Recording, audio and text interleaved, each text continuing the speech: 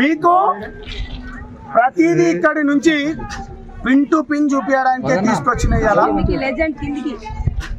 Pin to pin చూపించడానికి వచ్చిన ఇప్పుడు బాలాజీ దగ్గర నేను పదే పదే చెప్పిన, తమ్ముడు కానీ నేను కానీ రఘు కానీ, బాలాజీ ప్రధాన నిందితుడు బాలాజీ దగ్గర ఉన్నది మధు దగ్గరికి వెళ్ళి వీళ్ళు ఎవరెవరైతే ఉన్నారో మంగ్లీ మీకు ఒక మాట చెప్పింది.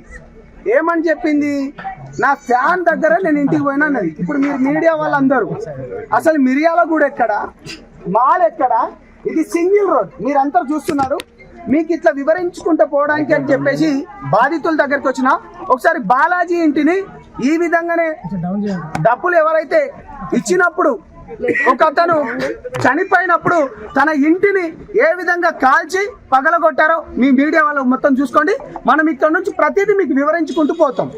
ఒకసారి చూడండి, చూసుకోండి. మీరు షూట్ చేసినప్పుడు ఊరు మొత్తం తిరగబడి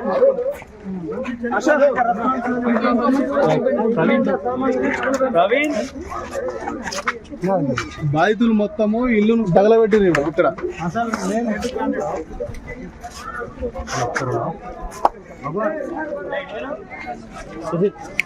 ఏం దొంగ ఈడే దొంగ నా పప్పు. ఇంత ముందు వీళ్ళు అయ్యా దొంగ, ఇంత ముందు కార్లో నిప్పిస్తా, ఏ చేపిస్తా, అవి చేపిస్తా అని వీళ్ళు అయ్యా.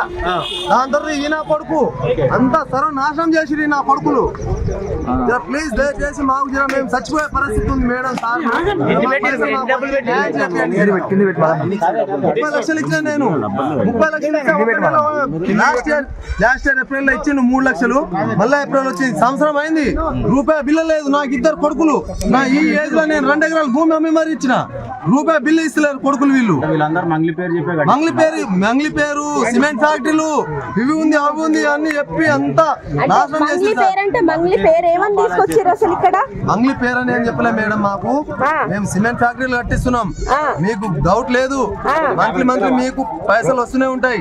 ఒక రోజు అటు ఇటు అయిపోతుందేమో కానీ మీ పైసలు మీకు ఇస్తాం, కంపల్సరీ వస్తుంది అని చెప్పి మొత్తం మంత్లీ ఎవ్రీ మంత్ లో మీ అకౌంట్ లో పైసలు పడుతుంది. లేదంటే క్యాష్ ఇస్తాం ఇంటికి వచ్చి, లేదంటే మేము పిలిచి ఎక్కడో ఒక రోడ్ మీద అయినా మీ క్యాష్ మీకు ఇచ్చేస్తాం కార్లో కూర్చోబెట్టుకోని అని చెప్పి పైసలు తీసుకొని మొత్తం సర్వనాశనం చేసి మేడం మేము చచ్చిపోయే పరిస్థితి ఉంది. ఇప్పుడు 2 ఎకరాల భూమి మా ముత్తాతల తాతల నుంచి 6 తరాల భూమి అమ్మి మరి ఇచ్చిన 2 ఎకరాలు.